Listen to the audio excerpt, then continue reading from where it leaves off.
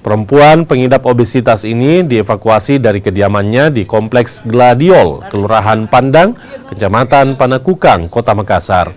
Wanita 36 tahun ini dievakuasi petugas damkar menggunakan tandu dari dalam kamarnya. Sebelum dievakuasi ke rumah sakit, pasien sempat mengeluh sesak nafas diduga akibat kelebihan berat badan, hingga pihak keluarga meminta bantuan petugas damkar. Saat proses evakuasi, petugas damkar berupaya memasang alat bantu nafas yang telah disiapkan. Karena kondisi pasien, petugas akhirnya membawanya ke rumah sakit untuk mendapatkan penanganan medis. Ini sampai bisa dievakuasi ini kenapa, Bang? Kebetulan laporan yang kami terima bahwasanya ini korban mengalami obesitas.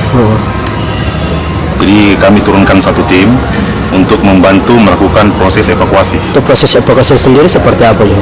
Jadi untuk proses evakuasi itu sendiri, teman-teman cuma membantu menaikkan korban ke tandu, lalu dibawa ke rumah sakit terdekat, seperti itu.